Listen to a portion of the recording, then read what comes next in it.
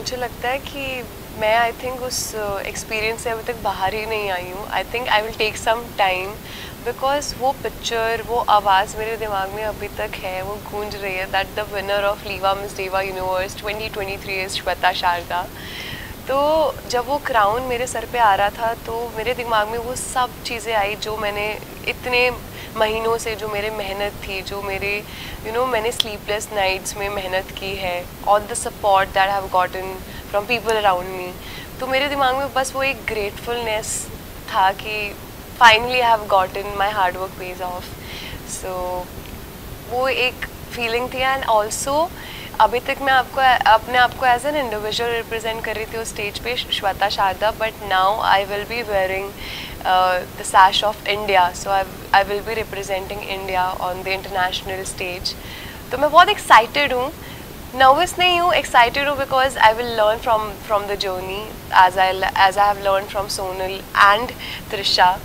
सो मैं बहुत एक्साइटेड हूँ इस जर्नी के लिए and I am gonna give all my best. I'm going to bring that crown back to our country and I'm going to make all the Indians proud. What inspires you? आपको क्या inspire करता है? मैं अपने life में inspiration बहुत सारी जगह से ड्रॉ करती हूँ, चाहे वो एजुकेशनल हो या फिर करियर वाइज हो या फिर फैमिली से हो. लेकिन स्पेशली पैजेंट्री के बारे में बात करते हुए, जब मैं छोटी थी तब से, as cliche as it sounds, जब मैं छोटी थी तब से मैं पैजेंट्स देखते आई हूँ. और जब मैं लारा दत्ता जी को बात करते हुए देखती थी तो उनके बारे में ऐसी कोई मैग्नेटिक एनर्जी है जो देख के मुझे लगता था मुझे ये बनना है. तो शुरुआत वहाँ से हुई थी, वहाँ से इंस्पिरेशन ड्रॉ किया था. आज सर पे ताज है तो इंस्पिरेशन काम कर गया. लेकिन अलॉन्ग द जर्नी मुझे रियलाइज़ हुआ है कि खुद को अपना इंस्पिरेशन बनाना बहुत ज़रूरी है, क्योंकि हम सबसे ज़्यादा खुद को ही जानते हैं, चाहे वो हमारे डाउनफॉल्स हो या हमारा सक्सेस हो. हर एक चीज़ जो लाइफ में होता है हम किसी और को उतना नहीं परख सकते जितना हम खुद को परखते हैं. तो खुद को इंस्पिरेशन बना के, खुद को एनालाइज करके मैं आज खुद पे काम करके यहाँ तक पहुँची हूँ और एस्पायर करती हूँ कि और भी आगे बढ़ूँ. आपकी यहाँ तक की जर्नी कैसी रही है? हमें अपनी जर्नी के बारे में बताइए.